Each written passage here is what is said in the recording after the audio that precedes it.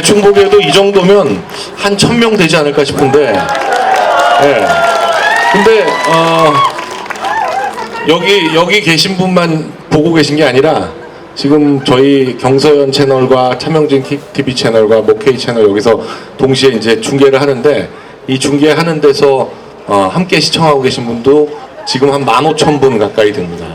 그러니까 여기만 지금 계신 게 아니라 여기 길 안에도, 저 길에도 전부 인파가 함께 하고 계시다, 이렇게 생각하시면 될 것 같아요. 네, 여러분, 이 수원 광교 갤러리 앞에서 이렇게 많이 모여주셔서 정말 다시 한번 감사드립니다. 네. 시작하기 전에 우리 목욕자 K가 그런 얘기를 했어요. 어제 이 똑같은 장소에서 김동연 후보가 비슷한 시간에 했는데 그거 사진을 저를 보여주더라고요. 그 사진 정도는 어떻게 되냐면 여기 요만큼 정도 돼 있습니다. 그러니까 지금 저희 모인 분들의 한 5분의 1 정도 있었더라고요. 근데 그 중에도 대부분 운동원이고 진짜 이렇게 관중은 거의 없어서 이렇게 모이는 걸로만 보면 제가 저거 꼭 당선될 것 같이 착각할 것 같아요. 네? 어제 사실 부천에서 하는데, 부천이 사실 뭐 이렇게 우리 차명진 위원장님도 낙선의 아픔을 많이 겪고 그러셨는데, 그래가지고 부천에서 하면 과연 많이 모일까 했는데 굉장히 많이 모이셨어요, 부천에서. 그 이유가 뭐냐면 제가 그 막판에 내놓은 지선 공약이 있습니다. 전철 지하철에 지선을 만들어서 기존의 그 지하철역에 없는 곳들을 커버를 하겠다. 그게 단순히 뭐 몇 호선을 언제까지 연장하고 뭐 이런 것들이 아니고, 경기도지사가 경기도의 예산을 활용해 가지고 빠른 시간 내에 한 2개 역 정도를 해서 본선에다 갖다가 꽂는, 그러면 한 3천억 정도면 되거든요. 그래서 그런 걸 한 12개 정도 하겠다라는 계획을 내놨는데, 이 계획에 해당하는 지역분들이 난리가 났습니다. 어제도 부천 같은 경우에도 옥길지구라고 있는데 거기 계신 분들이 굉장히 하여간 지난 10년 동안 지하철역이 없이 마을버스 타고 뭐 온수역이나 역공역 가가지고 타고 가고 이러시다가 그걸 3, 4년 내에 하겠다고 하니까 굉장히 많이 반응하시고, 또 일산 같은 경우 식사지구라고 있는데 거기도 한 역 2개 놓고 할 수 있다고 하고 그래가지고 그 굉장히 그 공약에 그렇게 하면 저희가 12개 선을 한 3조 6천억 원 정도면 만들 수 있는데, 그걸 경기도 예산으로 하겠다. 그리고 4년 안에 완공을 시킬 수 있다. 그렇게 되면 한 120만 명 정도 되는 분들이 더 역세권에 편입이 되는 겁니다. 이런 공약을 내놓아서 지금 많은 분들이 저보고, 저는 사실 그 말 싫어해요. 어려서부터 너무 많이 들어가지고 공약 천재라고 그러는데, 근데 공약 천재가 문제가 아니라 제가 내놓은 공약을 제가 직접 실행해서 여러분께 만족을 드릴 수 있게 저를 꼭 뽑아주셨으면 하는 그런 말씀을 드립니다. 강용석! 좋은 공약인 거를 인정받는 것도 좋은데, 좋은 공약인 걸 인정받는 건 뻔한 게, 제가 처음 출마 선언을 수원의 세류역 앞에, 수원 공군비행장 앞에서 하면서 이 수원 공군비행장을 옮기겠다, 성남 비행장도 옮기겠다, 과천의 경마장도 옮기겠다, 그리고 그 옮긴 부지에 규제 프리존이라고 아무 규제 없이 땅을 만들어서 거기에 세계적인 기업을 유치하겠다, 이런 공약을 내놨더니 이걸 모든 후보가 다 베꼈어요. 그러니까 좋은 공약인지는 아는 거야. 그래가지고 지금 김동연 후보도 베끼고 김은혜 후보도 베끼고 전부 그 공약을 베꼈는데, 베끼는 건 좋은데 좋은 공약인 거 알아봐 주는 것도 고맙고, 대신 베꼈으면 베꼈다고 원저자 강용석 이렇게 좀 써라 이거죠. 맞습니다. 근데 이게 짝퉁이 아무리 봐도 그래도 진품을 못 쫓아가는 게요, 옮기겠다고 말은 하는데 옮긴 부지에 뭘 하겠다는 계획이 없어요.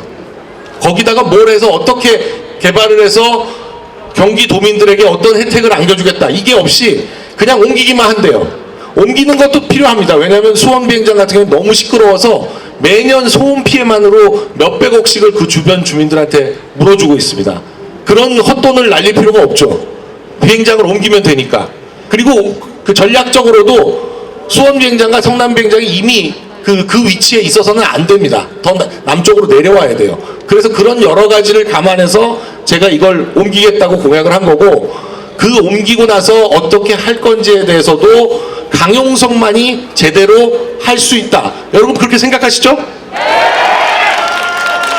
네. 그렇게 생각하시면 생각만 하지 마시고 아직 투표 안 하신 분들은 내일 모레 글피인가요? 수요일이죠. 수요일 날 꼭 강용석에게 투표해 주십시오, 여러분. 강용석! 강용석! 강용석! 지금 이 광교 갤러리 앞에서 저희가 유세를 하는 건 이런 겁니다. 지금 여기 살고 계신 분들은 이 광교가 얼마나 잘 설계돼서 잘 만들어져 있는지에 대해서 처음 그냥 당연히 이렇게 살았으니까 잘 못 느끼실지 모르지만, 일기 신도시나 또 다른 경기도에 있는 많은 도시들, 베드타운으로 개발된 도시건 아니면 원래부터 있던 도시건 간에 이 광교만큼 이렇게 제대로 계획돼서 만들어진 도시가 흔치 않습니다. 제가 이번에 경기도지사 선거 때문에 경기도 전역을 돌아다니면서 느끼는 건데, 광교하고 동탄 호수공원 주변이나 이 광교 호수공원 주변, 여기가 경기도에서 가장 도시계획이 잘 돼 있는 곳이다, 이런 느낌을 받습니다. 여러분도 그렇게 생각하시나요? 그래서 제가 다른 곳에 가서 뭐라고 하냐면, 여기도 이 삼본도 아니면 여기 평촌도 광교처럼 만들자, 그렇게 제가 얘기를 하는데, 그러면 다들 그분들이 굉장히 좋아하세요. 그러니까 이미 여러분들은 그런 곳에 살고 계신 겁니다. 그런데 제가 이 말씀을 왜 드리냐면, 지금 광교하고 동탄에, 이 광교도 사실 뭐 90년대까지는 저 호수가 원촌 유원지 그래가지고 원촌 호수라고 해서 저도 저기 와서 놀러 와서 뭐 매운탕 먹고 그랬던 기억이 납니다. 그때는 그냥 아무것도 아니었어요. 근데 이게 호수 공원으로 바뀌면서 몇백억 정도 들여가지고 했는데 완전히 새롭게 바뀌었죠. 미래 도시의 모습처럼 바뀌었어요. 그런데 이걸 뒷받침하는 게 뭐냐? 결국 이 광교와 동탄의 그 어떤 풍요로움을 뒷받침하는 건 바로 삼성전자입니다. 삼성전자 본사가 수원으로 옮겨오고, 삼성전자 반도체 공장이 평택으로 오고, 이것 때문에 이 광교하고 동탄이 그렇게 경기도 전체적으로 봤을 때 굉장히 풍요롭다, 이런 느낌이 들 정도가 되는 겁니다. 결국 일자리나 복지, 제가 이런 말씀 계속 드려요. 최고의 복지는 결국 일자리입니다, 여러분. 정부가 아무리 나서서 20만 원, 50만 원, 100만 원을 나눠줘도 영원할 수가 없어요. 단지 한 달, 두 달을 못 갑니다, 그 돈은. 일자리를 확실하게 가지고, 좋은 일자리가 많아서 많은 사람들이 더 좋은 일자리에서 근무하고, 그렇게 되면 또 그 일자리에서 나오는 여러 가지 또 파생되는 일자리 때문에, 뭐 연세 많으신 분들, 70, 80 되신 분들도 사실 하루에 한 5시간, 6시간 정도라도 일해서 100만 원이나 150만 원이라도 스스로 벌기를 원하지, 나라에서 주는 돈 30만 원이야, 40만 원이야, 50만 원이야, 여기에 목매고 싶은 분들은 없어요. 자녀분들한테 용돈 받아서 노후를 보내고 싶은 분들은 없어요. 스스로 다 일해서 자기 능력에 맞게 일해가지고 건강이 허락하는 범위에서 일해서 벌어서 지내는 것이 가장 마음 편한 복지입니다, 여러분. 맞습니다. 제가 이 얘기는 여러 번 했는데, 수능 시험 끝난 고3들이 가장 하고 싶어 하는 거, 20여 년 동안 매년 조사를 하는데 가장 하고 싶어 하는 거 1위가 뭔지 요 앞에 계신 분들은 아시죠? 네. 아세요? 네. 알바입니다, 알바. 이거는 20여 년 동안 한 번도 변함없이 늘 알바예요. 여행이나 연애나 그런 게 아니라 알바입니다. 그러니까 고등학교 3학년 학생들도 수능시험만 끝나면 내가 직접 돈 벌어서 부모님한테 용돈 안 받고 내 마음대로 쓰고 싶다. 이게 인간의 본능입니다, 여러분. 일을 안 하고 그냥 놀면서 편하게 살고 싶다?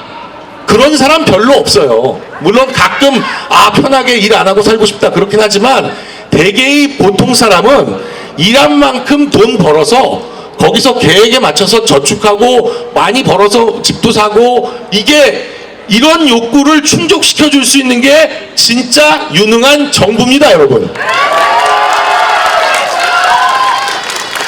그럼 결국 뭘 해야 되냐? 일자리든 돈벌이든 다 만들어내는 건 결국 기업이기 때문에 누가 더 어떤 지자체가 더 큰 기업, 더 대기업, 더 좋은 기업, 그 노동자들에게 더 많은 월급을 줄 수 있고 더 좋은 일자리를 제공할 수 있는 더 돈 많이 벌고 수익을 많이 낼 수 있는 기업을 더 많이 유치할 수 있느냐, 이게 사실은 자치단체의 유능함의 척도가 돼야 되는 거예요. 맞습니다.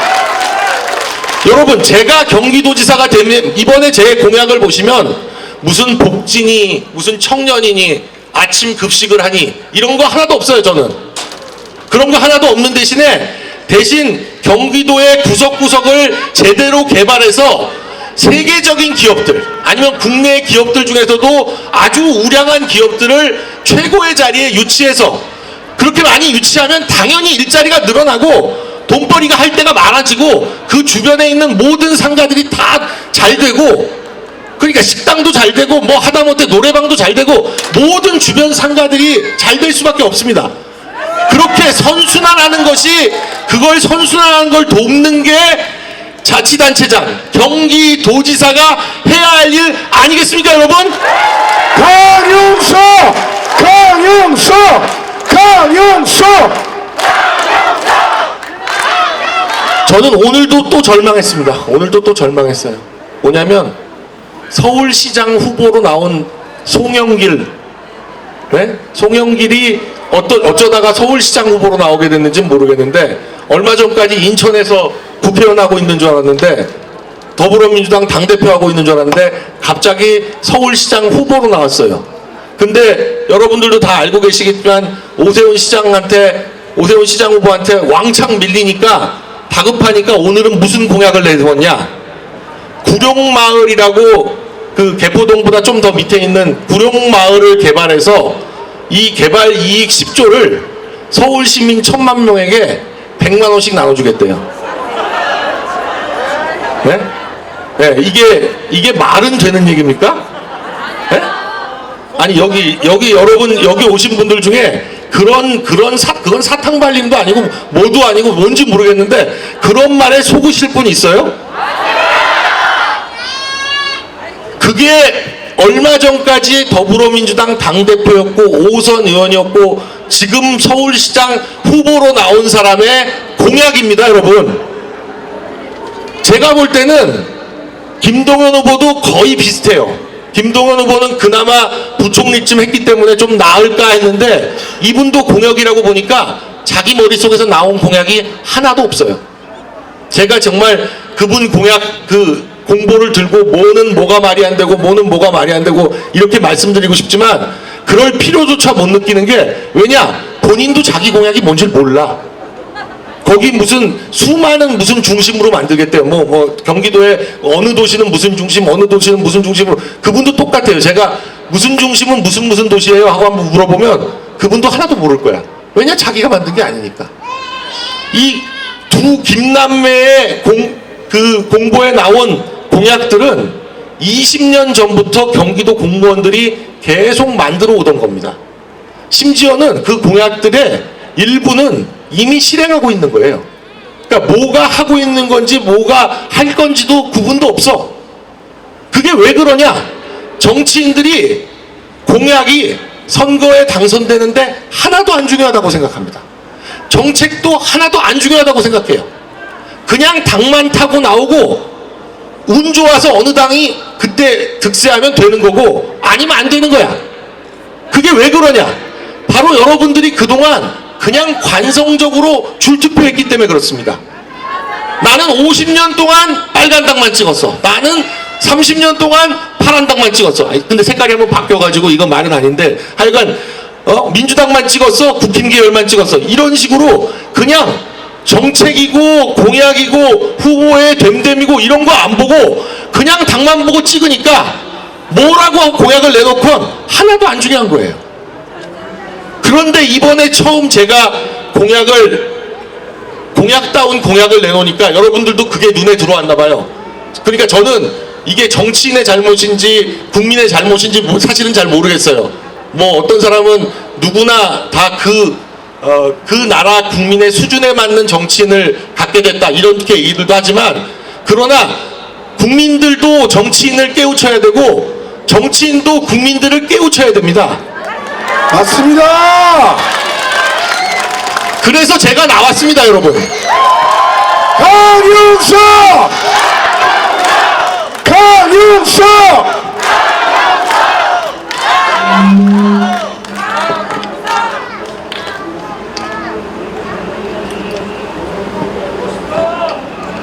강용석! 강용석! 네. 강용석이 왜 되지도 않을 거 나와가지고 저러느냐 이렇게도 얘기하는 사람들도 많은데, 강용석이 이번에 왜 나왔는지 여러분들께 한번 말씀을 드릴게요. 이런 겁니다. 지금 계속 말씀드리고 있지만 이 국민의힘과 민주당은 어떤 관계냐? 적대적 공생관계입니다. 네? 한 군데가 무너지면 다른 곳도 같이 무너져요. 왜냐? 서로가 서로 싸우는 척 하면서 서로 욕하고 막 하지만 결국 이번에 집권했다가 저쪽이 또 집권하고 서로 주고받고 하면서 몇십 년 동안 그냥 권력을 계속 유지하는 겁니다. 두 당의 이해관계는 똑같아요. 국민들만 잘 속이면 되는 거예요. 제가 이런 체제를 깨보고자 나온 겁니다, 여러분. 강용석! 강용석! 강용석! 여러분, 우리는 다들 고등학교까지 나왔기 때문에 다들 배웠어요. 고등학교, 중학교, 사회 시간에 정치는 정당이 하는데, 정당은 뭐냐? 정당은 이념이나 정강, 그러니까 그 당의 강령 이런 걸 가지고 거기에 기초해서 어떤 정책을 세우고 그걸로 국민들을 설득해서 정권을 잡으려는 단체가 정당입니다. 그러면 적어도 양당이 있으면 양당의 이념이나 정강이 달라야지, 그래야 국민들이 선택할 거 아니에요. 이번엔 이쪽, 저번엔 저쪽. 예? 근데 제가 보기에 지금 국민의힘과 더불어민주당은요, 약간 지역색이 다르다는 것만 빼놓고 똑같아. 네? 약간 호남 분들이 민주당을 좀 더 지지하고 영남 분들이 국힘을 좀 더 지지한다. 이것만 빼놓으면 똑같아. 하는 짓이 똑같아요. 정강 정책이 없어. 둘 다 그냥 포퓰리즘이야. 돈 주고 표를 사는 거에 있어서는 양당이 똑같다 이 말입니다. 맞습니다. 사실 이래요. 그동안 그 국힘 계열의 정당, 그러니까 우파 정당이라는 건 어땠냐면 약간 재수는 없어. 약간 재수는 없지만 능력은 있어. 유능해. 그리고 돈 벌어다 줄 것 같아. 이런 거잖아요. 그러니까 유능한 남자야. 그래서 나를 사랑해 주거나 뭐 따뜻한 말을 해주거나 막 마음에 와닿을 것 같진 않지만 적어도 내가 이 남자랑 결혼했을 때 뭐 밥 굶을 염려는 없겠다 이런 생각이 들게 하는 유능함이라는 게 있었어요. 근데 이제 그런 것조차 사라졌습니다. 아니, 돈 주고 따뜻하고 하는 거 이런 거에 더불어민주당을 쫓아갈 수가 없어요. 근데 그걸 쫓아가겠다고 지금 가랭이가 찢어지는 곳이 국민의힘입니다. 맞습니다. 유능한 정책으로, 유능한 정강 정책으로, 유능한 뭐 공약으로 유능하게 정부를 잘 운영해서 대한민국을 발전시키고 경제를 성장시키고 대한민국을 진짜 5대 선진국에 올리겠다. 국가 안보는 튼튼하게 해서 북한이 아무리 핵으로 위협해도 전혀 걱정하지 않는 안보 만들겠다. 이게 사실은 국민의힘 우파 정당이 해야 될 일입니다, 여러분. 맞습니다. 그런데 지금 안보조차도 불안해. 네? 북한이 우리보다 경제가 정말 100분의 1밖에 안 돼요. 100분의 1밖에 안 되는 나라인데 핵무기 몇 개 가지고 있다는 것 때문에 우리가 밤잠을 못 자야 돼. 저기가 만일에 핵무기를 미국 쪽으로 안 쏘고 우리 서울에다 대고 쏘면 어떡하나. 수원 삼성전자 무너뜨려야 되겠다. 그리고 수원 평택 가운데다 대고 딱 터뜨리면 어떡하나. 이런 걱정을 우리가 해야 됩니까, 여러분? 말이 안 되는 거예요. 말이 안 되는 겁니다. 예? 진작에 무너뜨릴 수 있는 북한을, 김정은을 사실은 이놈의 이 적대적 공생관계인 이 두 정권이 유지시켜주고 있는 겁니다, 여러분. 여러분, 제대로 된 우파 정권, 우파 정당이 제대로 집권하면 5년 안에 김정은 저 무능부패한 저 북한 정권 충분히 무너뜨릴 수 있습니다, 여러분. 강용석! 강용석! 강용석! 그게 과연 가능할까? 그렇게 생각하시죠? 80년대 초반에 레이건과 대처가 집권했을 때 그때가 가장 미국하고 소련이 70년 동안 냉전 상태에서 최고로 강력하게 붙었을 때예요. 그때 미국이 소련에게 뭐 협상하자, 손잡아주자, 무슨 햇빛으로 뭘 하자 이런 짓 안 하고 강력하게 맞붙어서 결국 10년 만에 소련 정권이 무너졌습니다, 여러분. 기억하시죠? 그때 오히려 손 내민 건 누구냐면 소련의 고르바체프였어요. 그 고르바체프가 결국 소련을 무너뜨린 겁니다. 여러분, 김정은이 오래 갈 수 있을까요? 김정은 5년 내에 무너뜨려야 대한민국도 편안하게 됩니다. 그게 대한민국 안보의 핵심이에요, 여러분. 맞습니다! 사실 지금 우리가 그동안 발전해왔던 그런 속도에 따라서 쭉 계속했으면 벌써 사실은 이탈리아나 뭐 이런 나라들이 우리 뒤에 가야 돼요.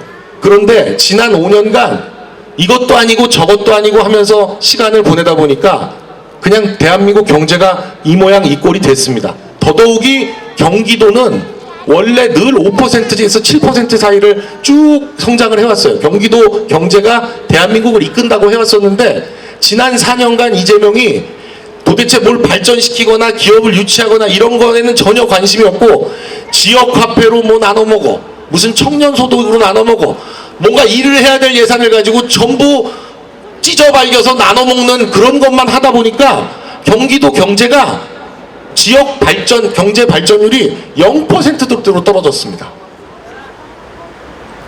경기도가 지금 이럴 시간이 없습니다. 경기도가 잘 사는 게 문제가 아니라 경기도가 잘 살아야 대한민국이 잘 살 수 있습니다, 여러분. 강용석! 강용석! 그런데 지금 경기도는 경기도지사가 뭐 하는지도 모르는 사람 두 사람이 나와가지고 경기도지사 하겠다고 그러고 있어요. 제가 계속 얘기했습니다. 신도시 특별법? 이런 법은 국회에서 통과될 수가 없으니까 이렇게 해가지고는 신도시를 재개발, 재건축 할 수가 없다. 그리고 3호선, 7호선, 8호선, 9호선 이런 거 연장하겠다? 이런 식으로 해가지고는 국가 철도망으로 연결이 돼야 되는데 그렇게 되면 국회 예산을 따와야 되거든요. 국회에서 절대로 이런 예산 통과시켜주지 않는다. 이런 식의 공약은 아무 의미가 없다. 4년 내에 단 한 발자국도 진척시킬 수가 없다. 근데 그게 바로 입증이 돼버렸습니다. 바로. 원희룡 장관이 장관 딱 되자마자 하는 소리가 신도시 특별법, 경기도에만 피해를 주는 이런 특별법은 도저히 법안으로 낼 수가 없다. 한 방에 잘라버렸어요. 그러니까 뭘 알아야지 경기도지사를 하는 거죠. 경기도지사는 권한이 충분히 있습니다. 그런 법 없어도 충분히 신도시 재건축 할 수 있습니다, 여러분.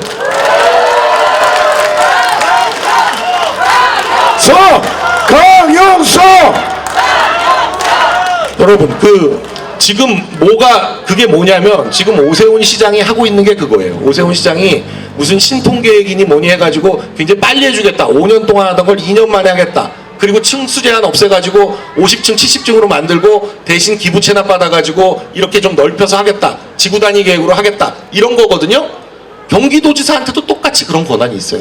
그 권한을 활용하면 분당, 일산, 삼본, 평촌, 중동 여기 전부 그런 식으로 해가지고 광교처럼 재개발할 수 있습니다, 여러분. 그런데 김동연 후보는 부총리를 하긴 했는데 이분이 뭐 예산이니 세제니 금융이니 이건 잘하는데 대신 부동산을 전혀 몰라요. 부동산을 전혀 몰라. 도시계획도 모르고 국토이용계획법상 뭐 용적률, 건폐율 뭐 이런 지역, 지구 이런 것들이 있는데 그런 걸 하나도 몰라요. 제가 얘기해 보니까 아예 몰라. 그러니까 신도시 특별법이 필요한 이유도 모르고 그냥 따라가는 거예요. 그냥 누가 써주니까 그냥 한 거야. 지금 그렇게 아무것도 모르는 분들이 와가지고 4년 동안 하나씩 공무원들한테 배워가면서 해야 할 만큼 경기도지사가 그렇게 한가한 자리입니까, 여러분? 아닙니다. 지금 머릿속에 이렇게 해야 되겠다는 게 다 있어가지고 착착착 진행시켜도 사실 4년 안에 신도시 특별법 완성, 아니, 신도시 재건축 재개발 완성하기 쉽지 않아요. 10년 걸립니다. 10년 걸려요.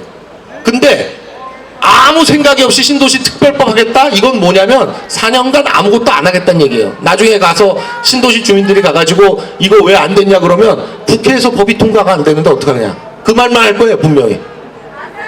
그 핑계 댈 겁니다. 4, 5선 연장시켜준다더니 왜 연장 안 되냐 그러면 국회에서 예산을 통과 안 시켜준다 어떡하냐. 다 그렇게 얘기해. 그게 몰라서 그런 건지 아니면 알면서 거짓말한 건지 뭐 결과적으로는 같은 건데 이런 두 김남매 우리가 뽑아야 되겠냐고요, 여러분. 안 됩니다.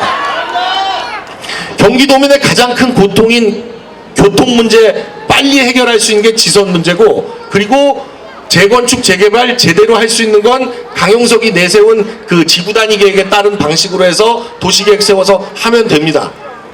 그거 외에도 강용석이 내세운 공약들은 전부 프로젝트성이에요. 뭐냐면 나중을 보고 뭐 10년 후 이런 게 아니라 4년 안에 할 수 있거나 경기도 예산 안에서 할 수 있는 것들입니다. 일단 뭐 이런 거예요. 대중교통 시간 연장하겠다. 그거 제가 공약으로 내놓자마자 아직 저 도지사 되지도 않았는데 오세훈 시장이 새벽 1시까지 연장하겠대요. 제가 또 내세운 게 어린이 보호구역이 경기도에 한 2,000군데 있습니다. 여기 하루 종일 30km예요. 이게 말이 안 되는 거예요. 애들이 학교하고 나면 제일 애들이 없는 데가 학교 주변이야. 그래서 저녁 7시부터 아침 7시까지는 그냥 60km로 하자. 제가 그런 공약을 내놨더니 경찰청에서 벌써 그렇게 하겠대요. 불필요하게 지금 그 자동차 전용도로 110km로 설계되어 있는데 50km, 60km로 속도 제한한다? 이것도 말이 안 된다 그랬더니 그런 속도 제한 다 바꾸겠답니다. 그러니까 제대로 된 공약을 내놓으니까 제가 안 해도 이렇게 바로바로 먹히는 겁니다. 말이 되니까 이거 하는 게 훨씬 좋으니까. 강용석! 강용석! 강용석! 교통 문제에서 또 하나 제가 얘기한 게 심야 시간까지 연장하고 나서도 그래도 새벽에 또 오실 분들을 위해서 그 경기도의 관광버스가 전국의 한 60%가 차적지가 경기도입니다. 전국 관광버스의 60%가 차적지가 경기도예요. 근데 이분들이 코로나 사태 때문에 굉장히 경영이 어려워요. 이 관광버스들을 심야에 대체 투입을 해서 노선을 촘촘히 짜서 12시부터 5시까지 운행을 시키겠다. 그러면 심야에 지금 택시가 안 잡혀요. 왜 안 잡히나 봤더니 코로나 때문에 워낙 장사가 안 돼서 연세 많은 택시 기사분들이 대부분 은퇴하거나 안 해. 그래서 실제로 운행하는 택시 수가 거의 한 30-40%가 확 줄었습니다. 그래서 택시가 안 잡히는 거예요. 사당역, 강남역에서 경기도로 집에 가고 싶은 분들이 3-4명 모여가지고 1시간, 2시간씩 기다려도 택시가 안 와. 카카오톡 아무리 불러도 안 와. 그런 불편을 관광버스를 투입하면 바로 해소할 수 있습니다, 여러분.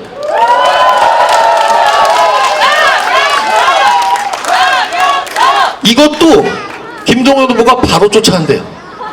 예? 심야 대체 수단으로 하겠대. 근데 이게 심야 대체 수단도 말이에요.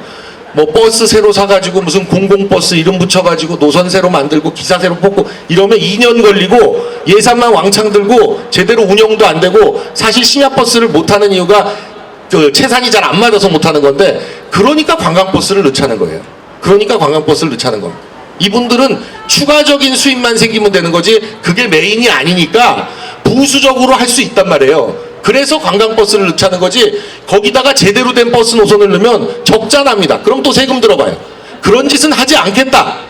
충분히 기존의 자원과 예산으로 활용해서 빨리 성과를 낼 수 있는 것들만 공약으로 한 겁니다, 여러분. 강용석! 강용석! 강용석!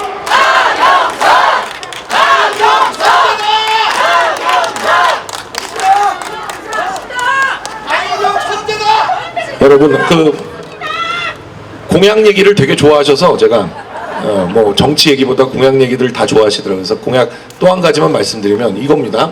이거 그러니까 왜 예산 안 들이고도 충분히 경기도를 정말 잘 살게 할 수 있다고 제가 말씀드리는 거냐면 이래요. 2000년에 경기도에 인구가 1000만이었습니다.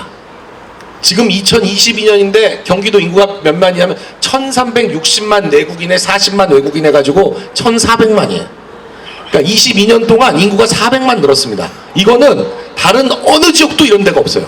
세종시 하나만 인구가 제대로 늘었죠. 나머지 모든 지역은 인구가 정체 내지는 줄었습니다. 심지어 서울도 줄었어요. 서울도 한 50만 이상 줄었습니다. 그러니까 경기도는 무한한 가능성이 있습니다, 여러분. 경기도가 이렇게 인구가 느는 건 경기도가 제일 입지적으로 좋기 때문이에요. 서울의 장점과 어떤 넓은 토지의 가능성 이런 것들이 다 같이 가지고 있기 때문에 경기도는 충분히 규제만 풀어주고 땅만 적당한 가격에 제공하면 오려고 하는 기업들이 넘쳐나요. 넘쳐나. 경기도는 뭐가 문제냐면 대신 수도권을 더 늘리지 못하게 하는 이 다른 도들의 방해, 회계, 시기심, 질투 이런 것 때문에 경기도 안에는 공장과 대학을 하나도 더 늘릴 수가 없습니다. 딱 스톱돼 있어요. 이걸 배치만 옮길 수 있을 뿐이지 더 늘리게 못해요.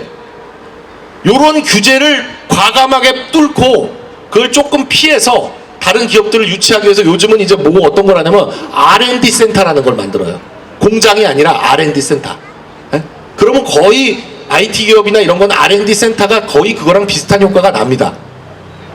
그러니까 이런 규제만 적절히 완화해줘도 경기도에는 서로 투자하려고 하기 때문에 경기도지사가 그런 어떤 비전과 목표와 기업들을 많이 유치해서 경기도민들을 잘 살게 하겠다는 방향만 확실하면 경기도민은 확실히 대한민국이 아니라 세계적으로도 유수의 정말 잘 사는 지역이 될 수 있습니다, 여러분.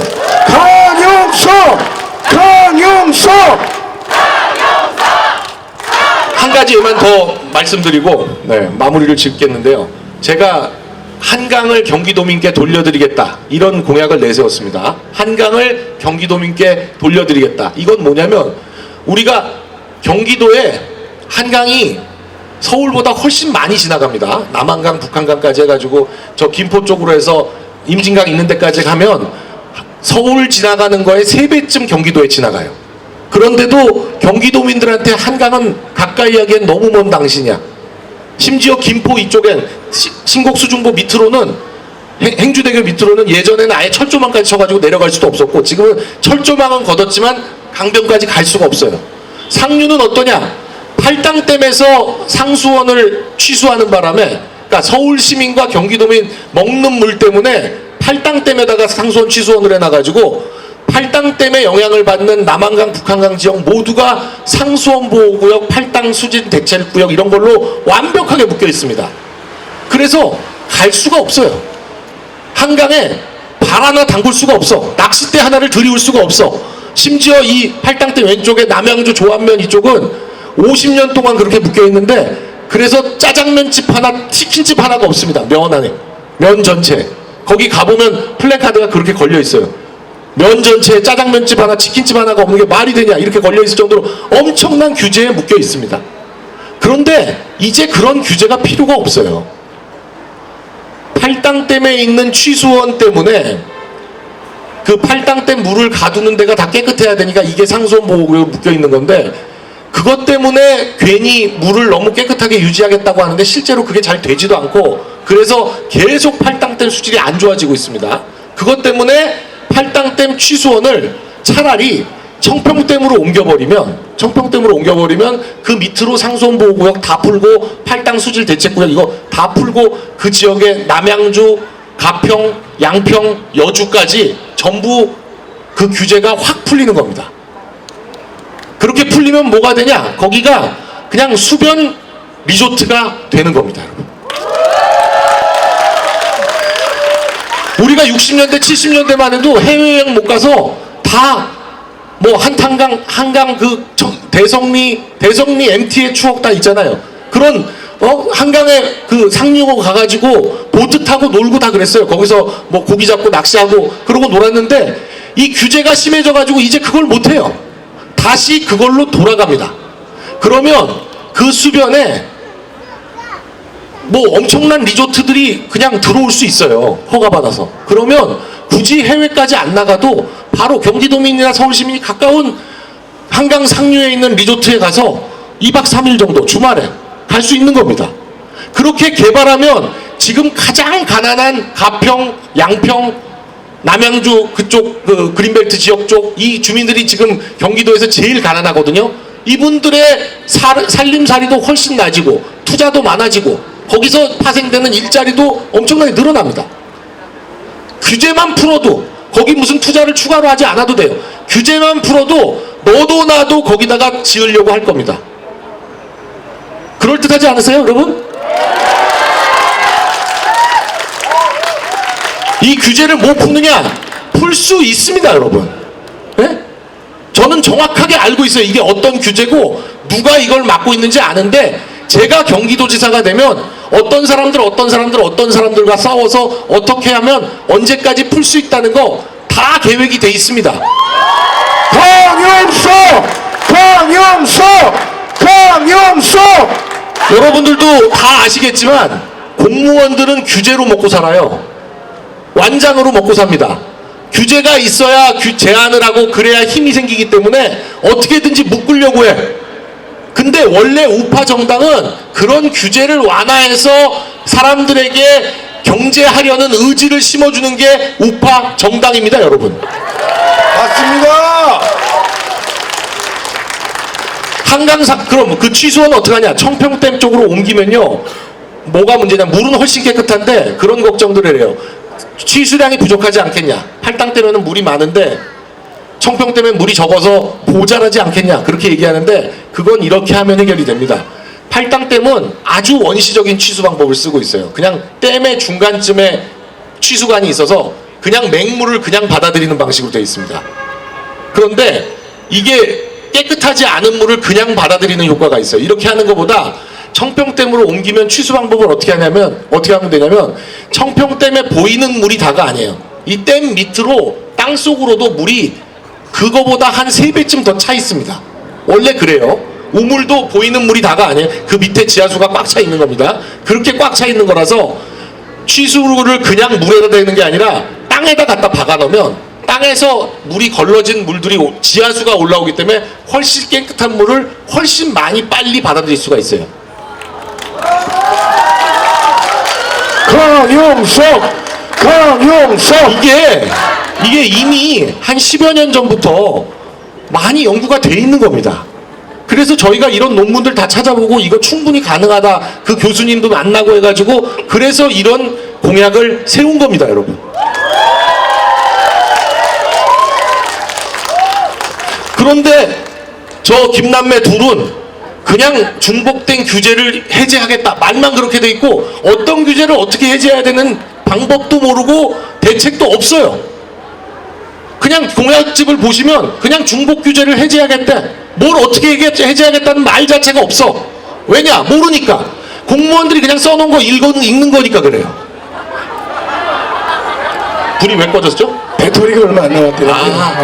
네, 빨리. 강용석! 빨리 끝내겠습니다. 빨리. 네. 이러다 마이크까지 꺼지니까 빨리 끝내. 그 한강 하류는 이런 겁니다, 여러분. 군사보호구역이라 그래서 이 김포 쪽으로 해가지고 저 임진강 쪽으로 북한군이 넘어올까봐 그렇게 막아놓은 건데 이제 그런 식의 개념은 말이 안 돼요. 말이 안 돼. 그래서 차라리 그거 군사보호구역을 확 풀고 거기를 개발하는 게 오히려 안보적으로 더 낫다는 겁니다. 그래서 김포, 파주 사실 진짜 황당한 건 경기 북부가 왜 발전이 안 되냐면 연천은 98%가 군사보호구역이에요. 파주는 82%가 군사보호구역입니다. 김포는 75%가 군사보호구역이에요.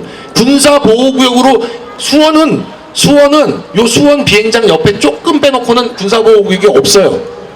그래서 수원 사람들은 군사보호구역이 뭔지도 잘 몰라.